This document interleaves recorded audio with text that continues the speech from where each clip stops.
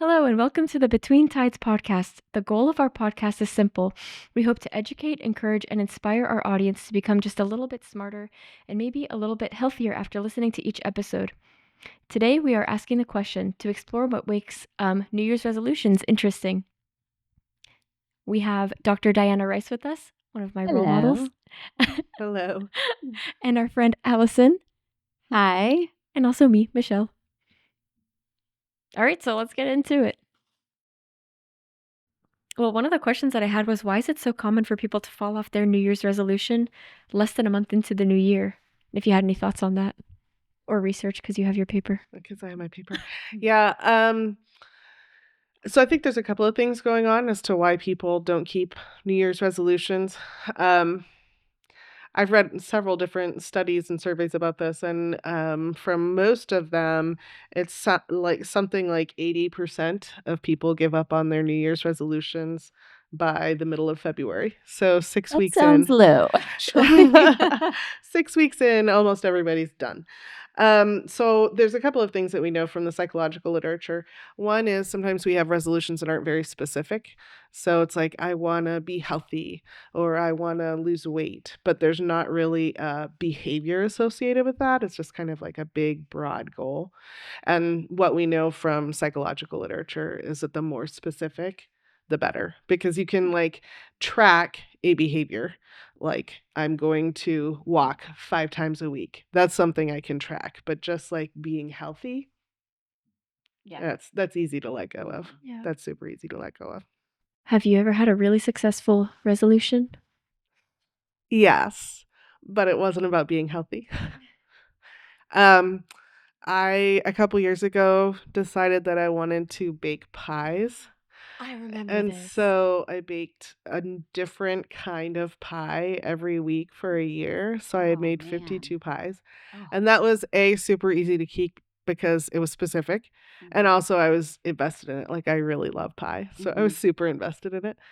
But the other thing that was like, I think allowed me to keep going was that I developed a little social media following around it, and people would like send me, "Oh, my Mima made this pie. You should make this pie." Or I had a friend who's not on social media hardly at all, but he knew I was doing this, and he went to his grandmother's recipe box and found this Italian ricotta pie, and he's like, "I think you should try this." So it was just like a community thing more than it was just a me thing. So that was an easy one to keep. I was just going to say, I'm sure people were also eager to keep you on the horse because it's like, if she makes a pie, I get to eat a pie. Yeah, my family was not upset.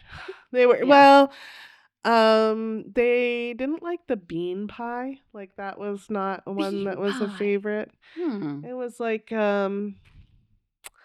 pumpkin pie spice flavored hummus, basically. Would be the way that you would describe that. Was it No good? one really cared. No. Was it the flavor or the texture or both? It was both. Like, it was the texture. It should have been like a pumpkin pie. Like, that's what the seasonings were. But it was the texture of kind of cooked hummus in a pie shell. That was not. Were there other savory pies that you made that you did like? Yes. I made cottage pie. Because I went like pie broadly, right? Well, it's the same thing as shepherd's pie, but I was corrected because it has ground beef, and true shepherd's pie has lamb. So I was corrected. So I'm very careful to say cottage pie now. Yeah. So cottage pie, there's a French Canadian pie called tourtière, which I'm probably butchering the pronunciation, but that's another. I grew up in a region of the country that has a lot of French Canadian immigrants, so that was kind of one that friends from home sent me that recipe. So those kinds of pies were good. What is tourtière? It's like a ground beef pie with mashed potato kind of crust. Is it more like a shepherd's pie or more like a chicken pot pie? It's like more like a chicken pot pie. Oh, fun. Interesting. And it was it's more of like a holiday thing, so it's more like a New Year's, Christmassy kind of thing. That's when people normally make it.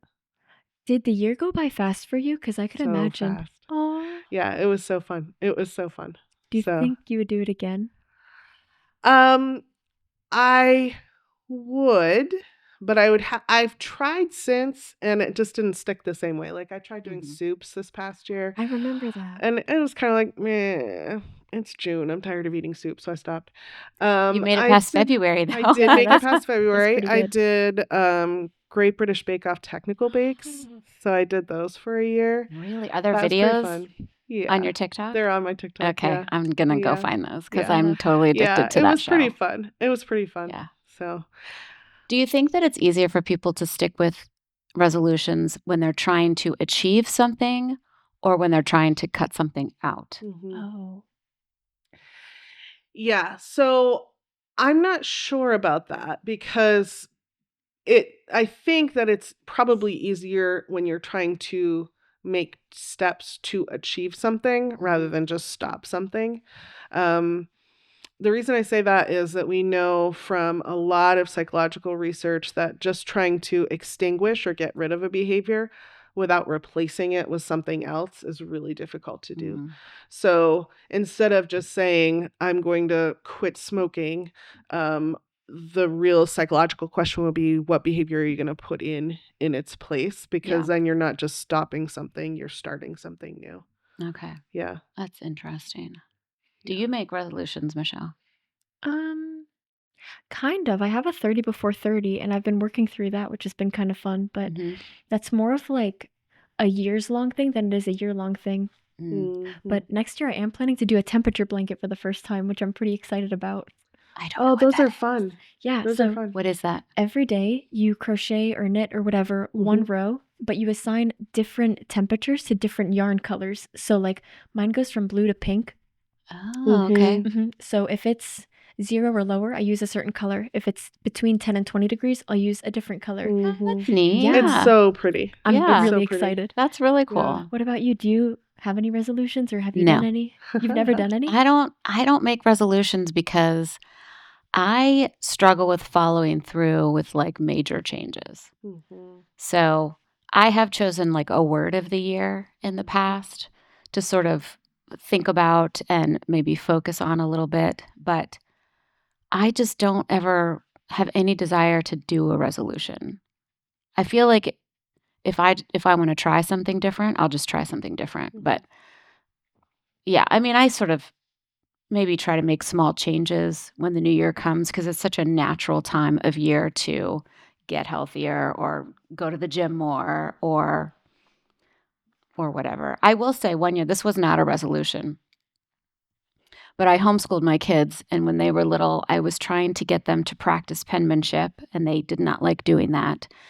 And I thought, we don't really write letters so much anymore. So every Friday is letter writing day. I love that. And I don't care who you write a letter to. I don't really care. As long as there are at least 3 sentences in it, you can draw pictures, whatever. But we're going to have that be every Friday. And we did that for the whole school year. That is cool. We probably missed a couple Fridays. But the kids actually really loved it because people wrote back to them and they got mail. And kids don't get really mail, cool. Nobody writes them anything. Yeah, that's really cool. So that's probably the closest thing was when we tried something with school that I really wanted to be intentional about. But I had a 100 letters challenge once where in a year I tried to write 100 letters. And at the beginning it was easy because it was like, what is this? 10 letters a month? I'll have 300 letters. Yeah. But some months it's so hard to write a letter. yeah. And I don't know how often you write a letter or how many you've written, but like it takes more time than you think. So like sometimes it's easy. Yeah, it does take time. Sorry, were you going to say something? No, I was just wondering if with resolutions, are there types of resolutions that have more success for people than other types? Yeah, so ones that are specific, as I mentioned, ones that are personally motivating. So there's something that you actually care about, not something that someone else wants you to do. So it's something that's meaningful to you. So like I wanted to bake pies. If my husband had said, I want you to bake 52 pies in the next year, that would not have gone well. But the idea that it was something that was motivating and like inspiring to me, that kind of has to be one of the pieces. And I would say being able to think about the small steps that get you to where you want to go. So even if your big idea is I want to be healthier, what are the specific small concrete steps that you can take to move towards that. Yeah. And kind of break it down into those specifics. I also wonder if I'm much better at short chunks of time. Yeah. So if you said, okay, every other month, I'm going to have a no spend month. And I'm only going to purchase things that are absolute necessities. I'm not going to buy anything, new for myself or for the house or whatever that is. Or you said every other month, I'm going to not eat processed sugar or whatever your thing is. Right. I wonder if I would personally be more successful trying something like that. Yeah, there's a book that I'm not going to remember the author, but the book is called something like The 12-Week Year. And basically, they talk about the idea that every quarter of the year is about 12 weeks. There's a little bit more than that. But if you start to think about what can I do in 12 weeks and have that shorter time frame, it's much more likely that you'll follow through because it doesn't feel like I have to do this for a whole year. I only have to do this for 12 weeks.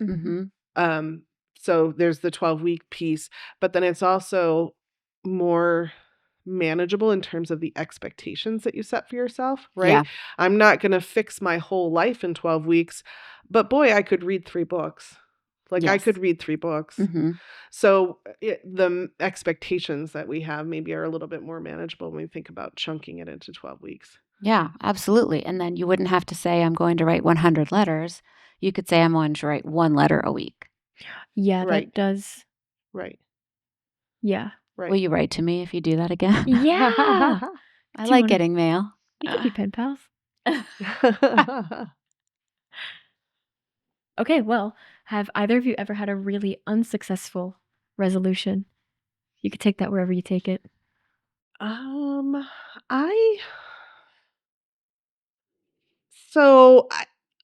I don't know if I would say it's unsuccessful. There's lots of times that I don't follow through on something for the whole year, but I tend to think something is better than nothing. So when I try and change and I'm a little bit successful, that's better than not trying at all. Yeah. So I don't know that I had a pastor one time when I was growing up that he was like, babies and New Year's resolutions should both be carried out.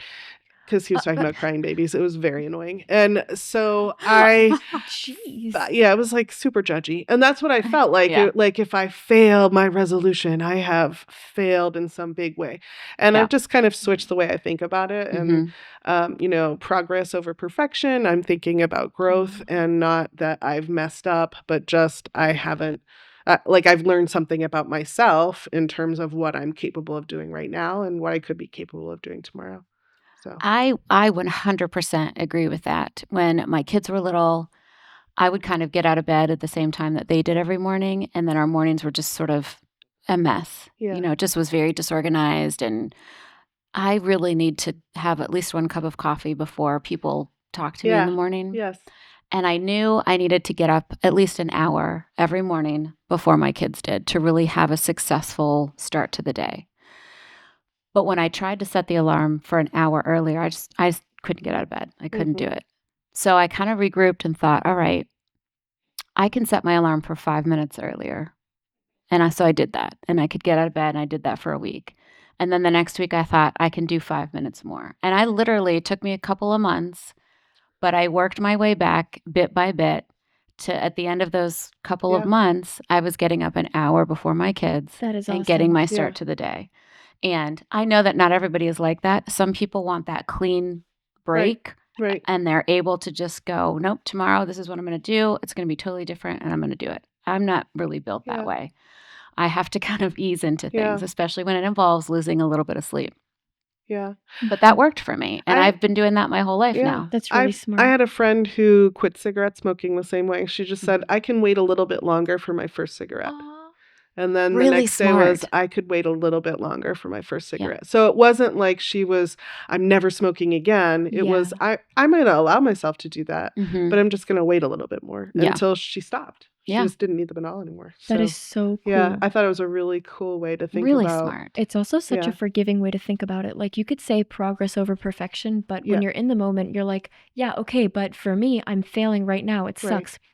But when you just break it down to like 5 minutes or 1 cigarette or whatever. Like it's not, I don't know. It just seems a lot friendlier. Yeah. Mm-hmm. Yeah. And I as I've gotten older, I've kind of moved towards that. I'm not perfectly and definitely not to myself all the time, but just kind of generosity and kindness. And Mm-hmm. I'm trying to move that towards that for myself. I think we find it a lot easier to be kind to others than to ourselves sometimes. Yeah. So just thinking about, I would never judge somebody else for only reading 40 books in a year. Like I would never Right. say what a horrible person, but Right. so I can let that go for myself. Like, Yeah. I did something. That was cool. Mhm. One So. positive about, take this with a grain of salt, but one positive about being mean to yourself is nobody will ever hurt you again. Because it's like, you think you're going to hurt my feelings? Like, You should hear my inner monologue. seriously, This I is ate what you said nothing. for Right. breakfast.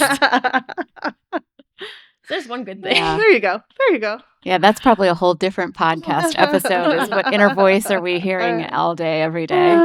I hear my mother's voice a lot, but it's mostly good. Yeah. Yeah. I mean, people say, like, you hear the voice of the dominant parent for better or for worse. Oh, That's interesting. I've never heard that one. Yeah. Have you heard that? Maybe it's just me. No, I don't know that I have, but I have to think about that. Do we have a couch here? I can lie down and be that's right. psychoanalyzed. That's right. I'll get my little notepad out. Right. Wait, what does your inner voice sound like, Diana? I think it sounds like me, but like the 20-year-old harsh version of me. Mm. Like that's who I hear. Like, how dare you do this? Oh, How no. dare you think this? Yeah. Yeah, I was super judgy. The one thought that I've had that helped me so much get over the mean voice in my head was, you know what? At least I'm trying. You're just up there judging me. That's right. It helps a ton. It is helpful to talk to yourself. I mean, I know that sounds like a little sketchy, but like to be able to distance yourself from your own thoughts and recognize that's not the whole of you, and to be able to say, yeah, no, that's not the true story of me. Mm-hmm. It's helpful. So, I teach social psychology. That's what my degree is in. And one of the most helpful things I think in the line of resolutions, because that's where we started, is a theory called the theory of planned behavior, because that's what resolutions are, right? We're planning to change our behavior. It's not just an accident. We're not just like slipping into this. So the theory of planned behavior says that if we want to think about changing behavior, we actually have to back up a step and talk about intentions. And so those are the plans that we have. So I'm going to walk 5 times a week. Well, what are the things that I have to do to carry that through? I have to, put my sneakers by the door, or I have to, what are the steps that I have to do? What are the intentions that I have to get to that behavior? But then the theory suggests that before we even get to the intentions, there's a couple of other things that we're thinking about. And we're thinking about what are our own attitudes and evaluations of it, like positive or negative. So I want to be healthier. That's a good thing. I have a positive attitude toward that. But then we're also thinking about what are the people around me doing and what do they think? And do they value this change? Because that's another thing that can kind of sidetrack us in resolutions, is if we have people who are important to us who aren't motivated to change in the same way. That can be really difficult. So the technical term that psychologists use is subjective norms. What do we think other people around us are thinking about this? And then the last piece is, do I think I have control over this behavior? So I might want to change, and I might think other people want me to change in a particular way, but if I feel like there's no way that I can meaningfully make a difference on this behavior or this area, that's also going to kind of sap our motivation and our intention to behave in a certain way. So any of those 3 things could change our ability to follow through on a planned behavior or resolution if we think it's not motivating to me, so my attitude is low, or I think other people don't think it's a good idea, or I think that other people might think it's a good idea, but I don't think I have the power to do it myself. Any of those can kind of sap our ability to follow through, or even our desire to follow through on a resolution. So then in your opinion, like totally theoretically, what do you think is the easiest kind of resolution to keep? And what do you think is the hardest kind of resolution to keep? Right. So I don't know that I don't, that's so individual to the person as to like what their goals and values are. Yeah. But in thinking about the 3 different kinds of variables that I was just talking about, I can kind of think through how those all lined up for me to be able to bake 52 pies in a year, right? So I was super excited about it. So I had a positive attitude. And my kids and husband were super excited about it I bet because they they wanted were. 52 pies. And then the kind of behavioral control. Did I think I could do it? Yeah, I knew how to bake a pie. I tried new kinds of pie recipes, so there were some stretch things there, but I fundamentally knew that I could do it. And so that all of those lined up for me to be able to say, okay, I'm going to do this, and then to follow through. Mhm. If any of those weren't there, if my husband had been like, I'm trying to lose weight, can you stop baking pies? That would have been, kind of moving me away from following through on Sure. that. So it's more so not in my opinion, not the type, but the level of support, the perception of can I do this or not, and then kind of the specificity or the concreteness of the thing that we want to change. How would you assign concreteness to something that's mental? Like if somebody were to say something like, I want to be a more positive person this year, or I want to be a more patient person, or something like that. How would you track that? Because I feel like something like that would obviously hit all 3 of the criteria. Yeah. Everybody wants a happier, more patient person, but like it's hard because you can't watch yourself until the year has passed and you're like, oh wow, I'm either different or I'm not. Yeah. So your example of being a more patient person, like what I would say is try and think of a behavior that you think connects to patience for you. So if being impatient means that my kid is asking me to do something and I like roll my eyes and sigh because I just don't want to do that. I'm tired of doing their things. Is there a behavior there that I could think about changing? So instead of rolling my eyes and sighing, I say, yep, I'm so glad I get to help you with this. Right. And so then I track how many behaviors or how am I doing it? If that's the behavior I want to do, how consistently am I doing that? Right. I'm gonna tell you something I feel like I shouldn't even say out loud, but here's the truth. Those are my favorite I kind of know. things to hear. So AI is free. So here's what I do. I say, this is the kind of person I want to be. What are the steps that I need to do it? Oh, Diana. I'm just saying, AI is free. I do love it. that. Brilliant. Do it. That's like a really I think a good use for AI. I mean, we'd have conversations in academic world about AI is so evil. It's not. It's a tool, and Yeah, that's it's neutral, right? It's neutral, Yeah. and that's a good use of it. I think I kind of have done that for what I want to do next year. What are the things? If this is who I want to be in December of 2025, what are the steps that I need to have in place, and what's a year-long plan to help me get there? Can I just say that was like the best thing I've heard in so long, I feel like, because all I really use ChatGPT for is like, I have a monthly newsletter, but I'm a really poor writer. So I'll write my newsletter. I'll be tearing up at how great it is. I'll show Mark and he's like, who wrote this? And I'm like, yeah, I don't know. So I put it in the ChatGPT and it fixes it for me. Yeah. But I never thought to use it for like instructions. Yeah. Yeah. That is super really handy. smart. I never even It's think to super use it at handy. all. Yeah, no, I use it Wait, for sorry, that's a 'cause lot you of can things. write. Yeah, that's right. She wrote letters every Friday. That's right. Obviously, she's fine. To be technically accurate, I made my kids write letters every Friday. Whatever. You're literate. Yeah, try to no, be. it's like you can do so much. Like I asked ChatGPT to make a 12-week walking plan for me, Yeah. like to increase my speed and time. I said, I want to follow this kind of eating plan. Give me a week's worth of recipes and also make a grocery list for me because I don't want to think about it. And it did. You are blowing my I'm gourd. just saying. I know we're all going to go I'm just home and be saying, like, all right, just be nice to the ChatGPT. robots, know. right? Like, Right. so when Oh, they rise up that's and right. execute us all, you will be the last ones because we're kind about it. But I yeah, always I write just use please it all and the time. thank you at the beginning. I know, exactly. I Did think you I tell have me trust that's issues. were you the person? Someone told me that they do that because they're worried that when the robots rise up, they don't want to be executed first. I don't know Was about it you? execution, but I do always thank the robot because they're going to get smarter than us one Yeah. day. And I want them to remember user whatever my number is Oh, that's on right. their end is Always- a kind Listen, woman. I may was not have read a lot respectful. of books this year, but I read a lot of books about the apocalypse. I do want to be the first person.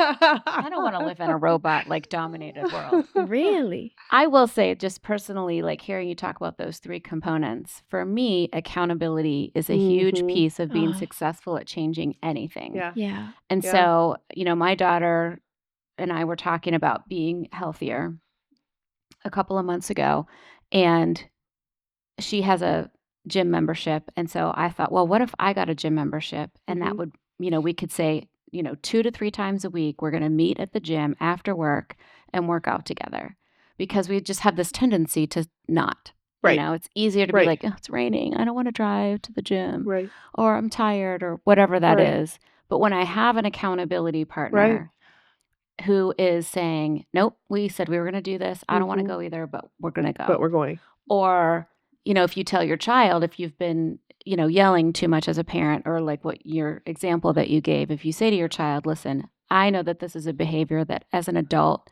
as a parent, I need to change. I want you to help hold me accountable. Mhm. So Oh. if I, roll my eyes at you, or I raise my voice, all you have to do is raise your hand. And that's our signal to Yeah. take a break and regroup. Yeah. I want to have kids now. I mean, none of There's- us, we Right. all need improvement. Right. None of us are at 100% capacity. Right. And so I think that's a valuable lesson too of the person that you're interacting with, especially if it's a child or a student, a younger person, that they see you admit frailty, they see you admit human flaws, and that's encouraging, right? Mhm. It is. Because your kids probably do look up to you, your students admire you. So I think that that's such a key piece when we're trying to make ourselves better versions of who we are. Mhm. Did you have that with, wait, you just said you did, going to the gym with your daughter?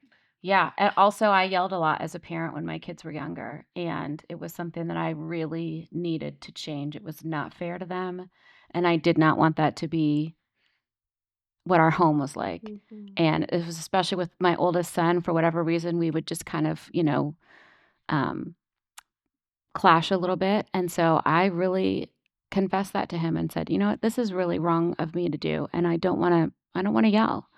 And I talked with my husband about it. And it was just something that we literally, that was our signal. He would put his hand up and I'd be like, whatever was happening just stopped. And I would walk away, or he would walk away, we'd regroup, and we'd come back at it when everything was Mhm. calm. And it really changed our relationship for the better. And this is not what we're talking about, but acknowledging as parents when we fail our kids, or when we do something wrong, or when we hurt them, or when we disappoint them, and sincerely apologizing for that, I feel like is That's such a powerful. powerful tool. It's so powerful. Mhm. Yeah. Yeah.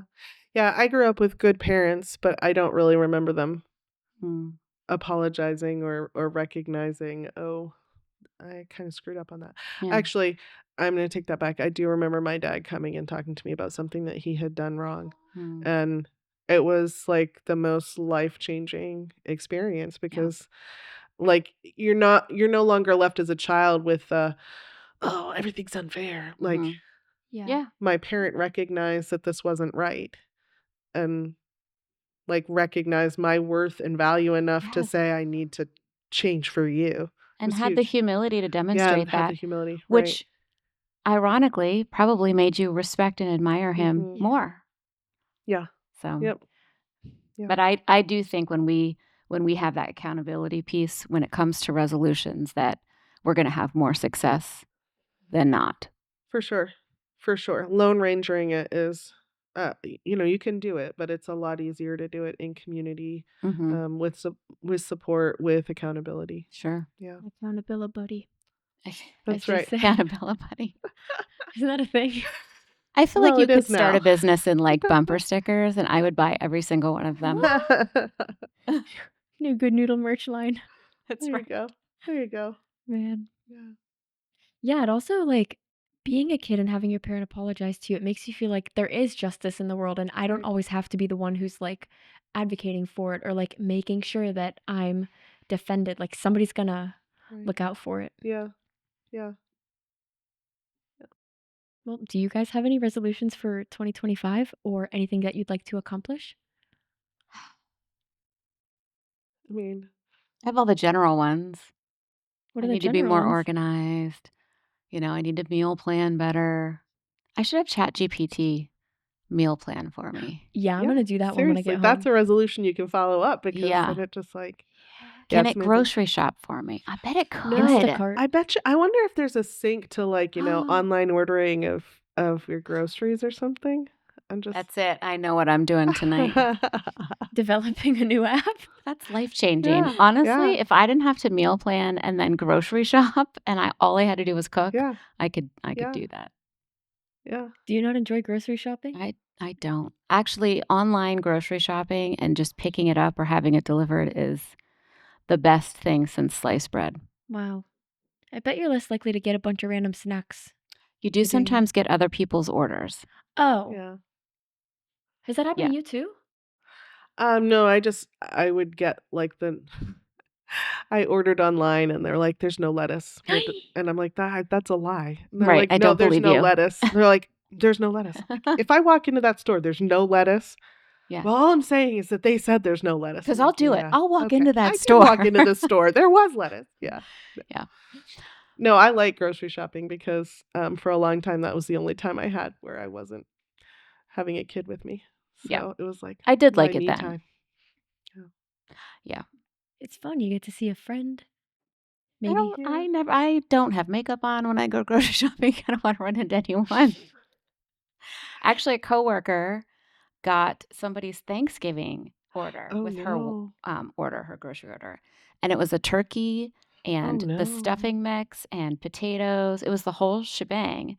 And when you contact the store, they just say, okay, we've noted that, but you can keep it. We'll just make sure that that person gets their order. And so she gave it to another coworker who hadn't bought her Aw. Thanksgiving Oh, stuff. that's awesome. Yeah, worked Who out are really these well. people? When I got somebody's order, I got the crappiest food. Probably. You can't win all the A bunch time. of raisins and prune juice.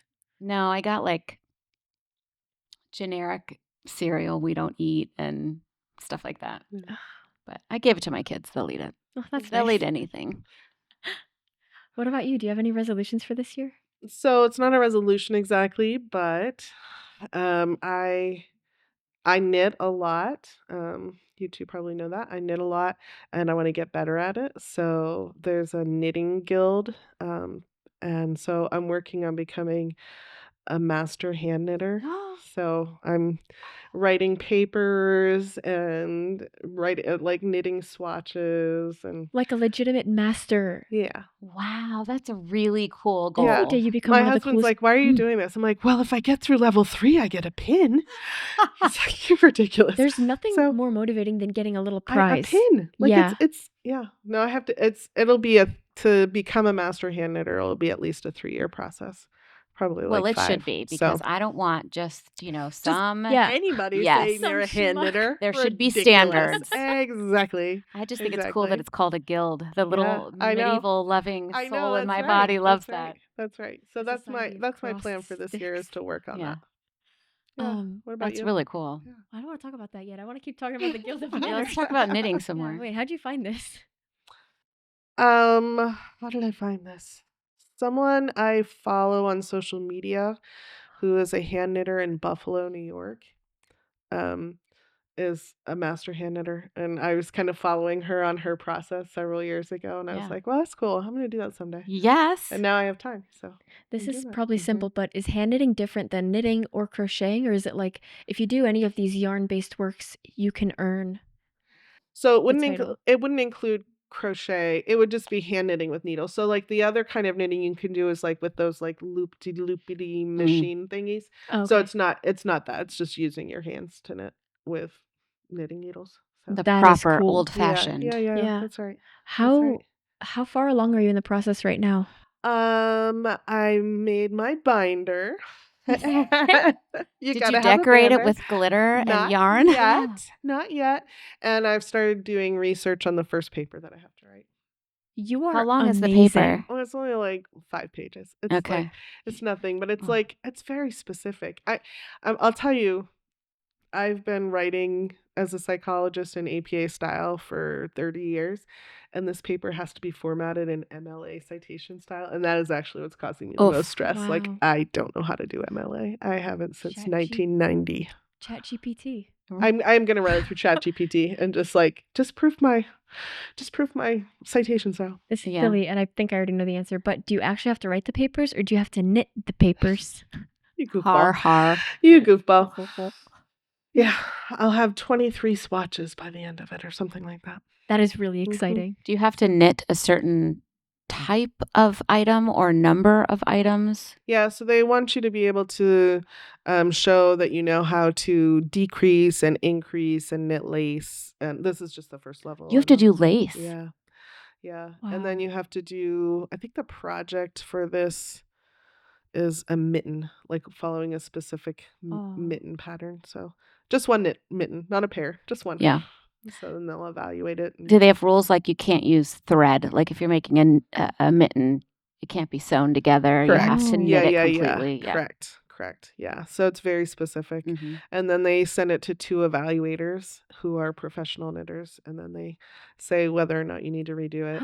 And Question: how does one get designated a professional knitter? First, Like, is there a threshold of salary? Yeah, I know. Can you Oh. imagine? Maybe I'll retire and I be a know. professional knitter once I finish all this Right. stuff. But yeah, what no. happens if it's lost in the mail? Like, do they email you and say, like, hey, so That sorry, would be you need super, to make super another sad. Oh. They tell you all about how to mail it with tracking and like all Oh, of that good. stuff. But I assume someone's must have been lost At some point. It would point, be yeah. horrifying. But it would be horrifying. That's really cool. Yeah. I can't wait to see what you knit. You better bring some Yeah. stuff in. I'll bring the binder in so you can see. I definitely want to see the binder. I like Yeah. a good binder. Yeah. I'm a dork. Yeah. Mhm. Yeah. All right, Michelle. What about you? Yeah. So I mentioned I have a 30 before 30, and some of the things that I wanted to do this year were in January, because I think it's easiest to do it in January. I wanted to eat no processed sugar for the whole month. Okay. And do no unnecessary spending, because I figured that's going to be the easiest month to do right. it. It's right after the Right. holidays. I'm going to want to be healthy. Everybody else is going to be on that same boat. So I'm not going to be tempted. And then obviously the temperature blanket. Those are my 2 big ones. Are you going to crochet it or knit it? I'm going to crochet it. I've never finished anything that I've knit before. I don't know why, I just haven't, but crochet's been so much easier. So I'm going to crochet it. I can crochet. I tried knitting. My daughter knits. And I just wanted to fly out of my skin knitting. And I couldn't keep it on the needles. And I was just like... Yeah, they're very different. Yeah, I just was... I don't know. I didn't like it. But crocheting, I don't do, but I can do. Yeah, knitting is nice, but it's just not as friendly. Like if you drop a stitch, it's like, oh nuts, I have to go all the way back. But with crocheting, it's like, who cares? I'm living in dropped stitch world. I might intentionally drop a few. Right. Just see what happens. Spice it up. Yeah, that's right. I wonder what other guilds there are. You really got my I brain don't know. going. I know. There probably are quite a few different types of guilds. I mean, back in the old days, there were. Yeah. I mean, there's a quilting guild in our area. Okay.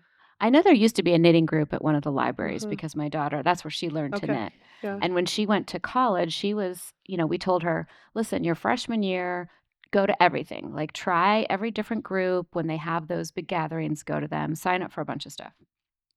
And so she did that.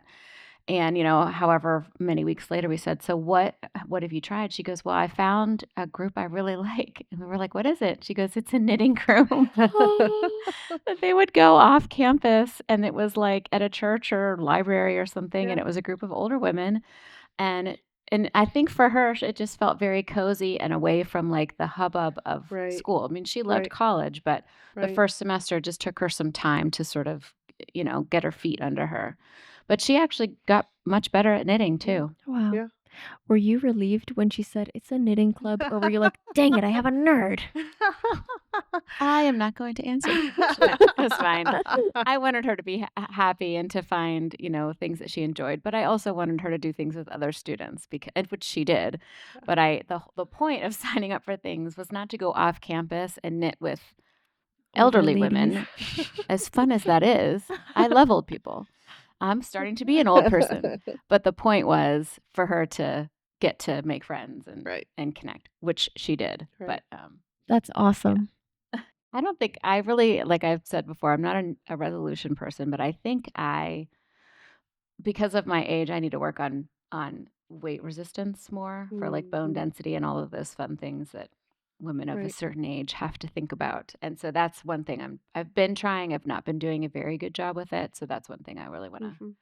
It's one of those more general ones, so I Right. probably need to sit down and think that through and make a plan. But I know I need to do that. So we'll see. A well-defined problem is half solved, I heard. Sure. There you go. At least 44%. 60-40. But I mean, if you also wanted to bake pies and bring them into the office, I would be happy to sample No those one's for going to you. be sad about that. Yeah. No one's Maybe gonna the be bean sad about pie that. people would be sad about. So the bean pie was the least favorite. Was That it was the the lowest. weirdest? Was it the oddest pie? Yeah, it was just all around.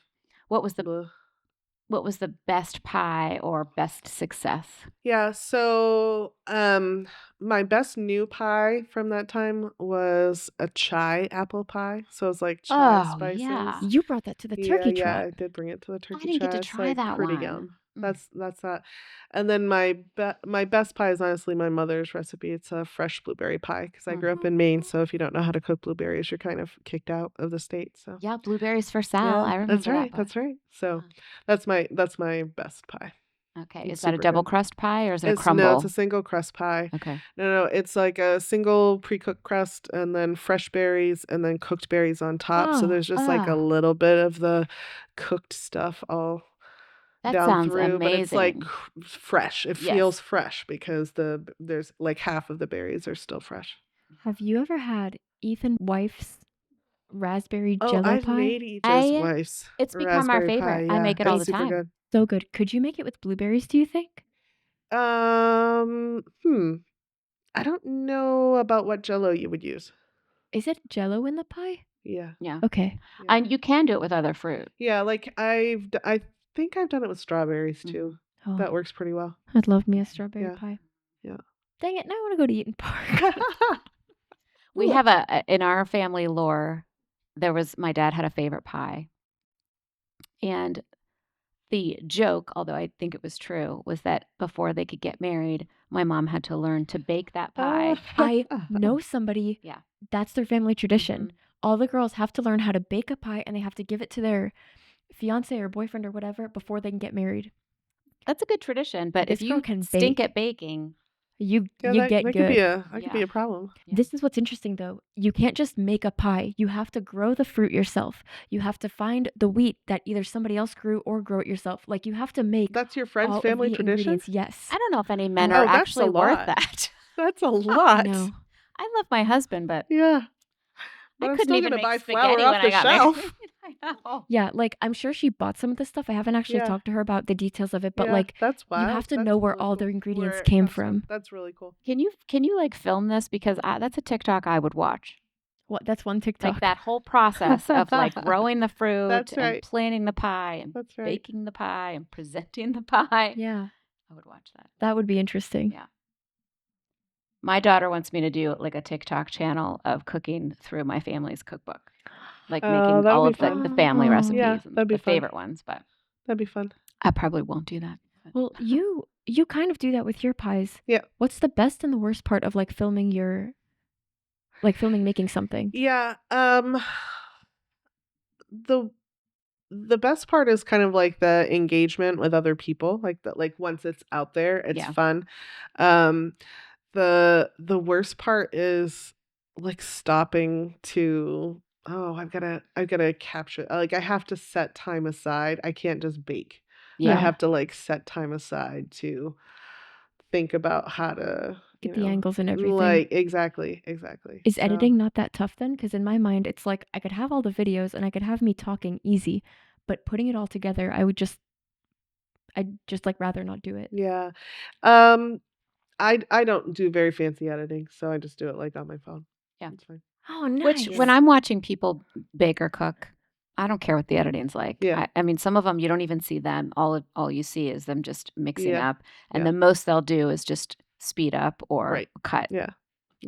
I don't care. Yeah. That's pretty cool. I watch this woman. She's from West Virginia, and she bakes, and she has a really pronounced accent from West Virginia. So she calls flour flour, Flyer. Yeah. and she has like different, and I watch it just for that. Yeah.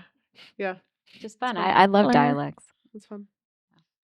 Well, whatever you decide to do to bake for your next resolution, please be Alrighty. bringing samples I will in. keep it in mind. Yeah. I'll keep it in mind. Yeah. And also Yeah. bring in your swatches. Yes. I will bring in my swatches. Thanks. Well, did you have anything else? No, I'm good. Okay. What about you? Now I feel a little bit motivated that maybe I have been missing the boat on resolutions. So perhaps I will Ooh. officially make a resolution. But I make Ooh. no resolution that I will make a resolution. All right. Okay. No promises. Are you going to ask ChatGPT, hello, what should my New Year's resolution be? Thank you. I think my resolution might be actually use ChatGPT because I think I'm missing the boat. It's a fun boat. It's fun. All right. Well, this has been great. Thank you so much, Yeah. Diana. We really Yeah. loved having you on, and I feel a little bit motivated now. So we Thank shall you. see. Yeah, thank you for inviting me. It was fun. Yeah. You're Yeah. one of it was my role fun. models. Yeah. So be sure to check us out on all of your socials. You can also look us up at Between Tides. We would love to connect with you. So give us a listen, leave us a comment, and we'll catch you on the next episode.